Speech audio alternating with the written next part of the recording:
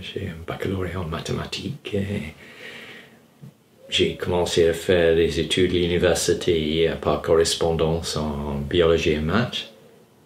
Et donc j'ai fait une thèse en microbiologie, biochimie sur ce qui s'appelle le cycle cellulaire de Escherichia coli, qui est l'organisme le mieux connu, la bactérie.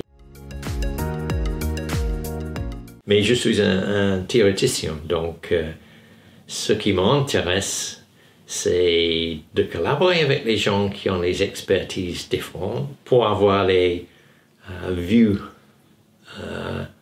nouvelles des sujets différents. Donc ça mène à pas mal de collaboration. Et j'ai surtout fait ça dans le domaine de le cycle cellulaire des bactéries, mais dans d'autres domaines aussi. Mes premiers amants, ils sont encore là. Ah ouais? Donc, cette histoire d'amour avec Escherichia coli, non, je parle juste dans le sens des bactéries, bien sûr, mes amours bactériens, c'est encore là. Mais ça applique à tous. C'est bien de revenir à la chose. C'est toujours bien à citer Einstein, qui a dit quelque chose comme « Je ne suis pas plus futé que les autres ». Mais j'ai resté avec les problèmes peut-être plus de temps.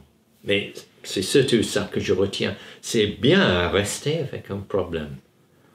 De revenir, de partir, revenir à ce même problème et d'essayer de voir ça dans une façon différente. Oh, c'est des moments super quand on pense d'avoir vu quelque chose que personne d'autre a vu jusque-là. Ou simplement pour soi-même. On voit les choses différemment. C'est pas forcément que ça soit unique à soi. C'est, par exemple, en discutant avec des amis. Donc là, nous sommes dans le domaine des doutes.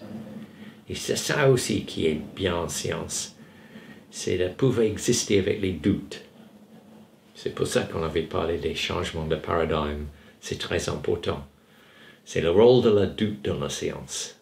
C'est d'avoir plusieurs approches différentes, d'avoir beaucoup de désaccords, parce que les désaccords sont très enrichissants. Et j'ai réalisé que si la cellule continuait d'insérer ces phospholipides dans la monocouche interne, c'est pas une situation stable si ça continue. On va avoir un accident, une crise, et il y a un mouvement de masse de l'intérieur vers l'extérieur pour équilibrer la pression.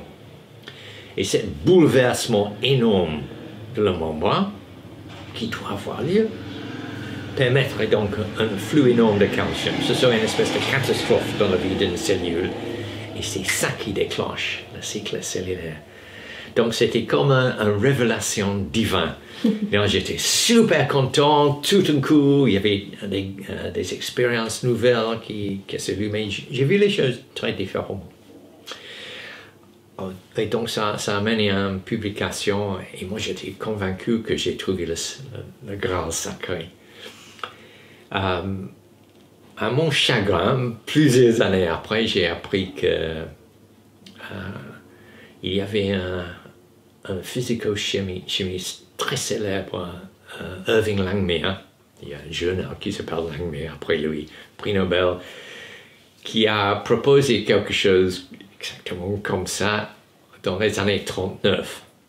C'était peut-être le déclenchement de la Deuxième Guerre mondiale, d'ailleurs. C'est un papillon qui battait fort ses ailes. Et donc, ça existait déjà dans la littérature, donc c'était pas original. Et puis encore, je suis venu à la conclusion que ce n'était pas vrai. Donc, pas toute révélation divine doit être crue. Mais quand même, l'expérience vaudrait la peine. Et ça m'a laissé avec une conviction intime. Et cette conviction, c'est que une solution à un problème peut être la solution d'un autre problème. Que les problèmes sont liés et les solutions sont liées. Bon, et ça, c'est une position philosophique assez excitante parce que ça mène à une vision intégrative de la biologie.